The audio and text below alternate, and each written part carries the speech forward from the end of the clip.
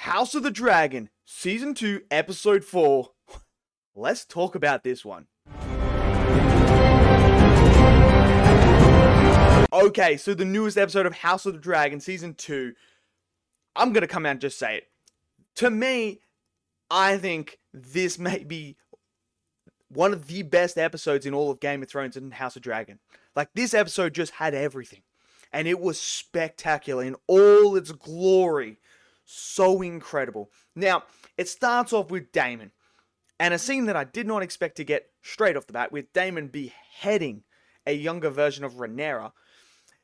That just threw me off straight away. Like, it's just right there. So I was not expecting that. But I'm loving what they're doing with Daemon here. And like showcasing his struggle mentally. How he is still struggling eternally with the decision that his brother made by not giving him the crown when he passed away, not making him his heir, instead making Rhaenyra. While Daemon loves Rhaenyra and still, will do basically anything for her, he still holds what happened to him. The fact that his brother did not trust him to take over and become his heir to heart. He still feels that pain. And I'm loving how they're diving into that madness and everything to do with Daemon there, showcasing the curse of that castle, what's going on. I thought that was all incredible. Then obviously we have the stuff with Alicent. We now know that she took some medicine for a reason, because her and Christian Cole were doing some stuff and she got pregnant. So she had to drink some special get rid of baby poison.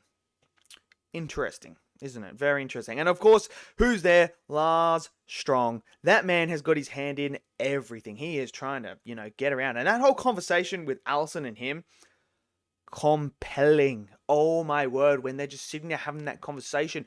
I don't trust the guy, but man, he is cunning and manipulating and knows how to work the room. Fantastic writing. Brilliant. Obviously, then you have the council scene with Aegon and his council, and how he finds out Aemon and Christian Cole have been plotting behind him. They're like, no, we're not going to take this, even though Daemon's there. We're going to go take this instead. And, plotting behind him. And this shows you just how little respect Aemon has for Aegon, and how he does not care for Aegon at all. It's all about himself. And then we see Aegon when there's another council meeting where he is struggling because they don't trust him. They don't believe in him. They don't want to do it because he's a newly appointed king. He's not old or wise or anything like that. He's very young, and they don't believe him. And obviously he got rid of Otto, who was the man that had all the wisdom and everything like that, and his mother's not there. So he storms out and he talks to his mother Alicent, where he's like, they don't, basically respect me. They don't trust me. They don't want to know what I want. They don't care. And this is where Alicent says, well, basically, you kicked your grandfather out. I'm not there. You don't listen to me. You don't take in what everyone else is. You're not learning from the wiser people. Like, I just want you to be half the king that your father was. And this is where they're starting to realize Viserys was actually a really good king. And this man was holding the realm together in such a way. And now they're feeling it. So then we have the war council scene with Rhaenyra and her crew. And they're like, we need to do this. This is what's happening. Cole's doing this. And this is then when we see Rhaenyra come in. And I love this moment where her son is like very angry because she's not there. And he's like, well, why did you do this? Why are you doing that? And she tells him, I needed to go to King's Landing. And he's like, why did you do that? You would have been captured. If you died, this is it. And then I love what she says, where she says, I needed to make sure that what I did next was the only option I had. I needed to make sure that there was no other option, that peace could not be created, because my father held the realm together. He held the realm together. There was peace, prosperity. And in order for me to break that, I needed to know that there was no way me and Alicent, all them, could come to a connective way where we could stop this war from happening, where we could have peace, live in harmony together for the betterment of the realm. And once she found out that, she now knows there's nothing I can do. it's all out war. And this is where we see some insane stuff. So Rhaenyra's like, I'm going to go. I'm going to send my dragon to go help them out to get Christian Cole and that. And then it's like, no, you can't go because if you die, there's nothing left. You're literally, everyone's fighting for you. You die, we lose everything. We lose the claim. We lose all that. And now it's just basically, there's nothing left for us. So then the son offers to go. No, we need someone with more experience. So they send Rhaenys. Princess Rhaenys is on her way with her dragon, and she's heading on. Meanwhile, we find out that Aegon is very, very pissed off. So he puts on the Conqueror's armor. He gets on his dragon. He's like, nah.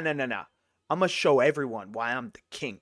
And he heads to the battlefield as well. So we're seeing Christian Cole come out after told, oh no, we shouldn't do this in the broad daylight. But obviously Cole has been plotting with someone and they have an idea. And when we see Rhaenys come over with her dragon, we see Aemon and Vhagar sitting there, hiding, waiting for the opportunity. So Rhaenys comes down, starts burning everyone. It's epic. It's awesome. And then here comes Aegon. So then they start fighting, and obviously Aegon is getting absolutely trounced. And then Aemon and Vhagar come out. And this shows you just how much Aemon does not really give a crap about his brother. So why Rhaenys and Princess Rhaenys and Aegon are locked in. He just comes in and just, bam, just blows the fire all over him, sends his brother and his dragon down crashing. And then you get this battle with Vhagar and Princess Rhaenys. And Rhaenys is freaking so badass in this. She goes and she battles everything she's got to the death. There's times where she was like, I can just go. She turns around and she's got this badass look and just continues and continues. And it's just this beautiful, beautiful scene of them fighting. You see it from the ground up, these two dragons going. And it just shows you the sheer destructive power of the dragons. Once they go, you're helpless. And you see that, nothing Aemon can do or Rhaenys can do in that situation when they're locked in. It's the dragons. You can't do anything about it, and you see that.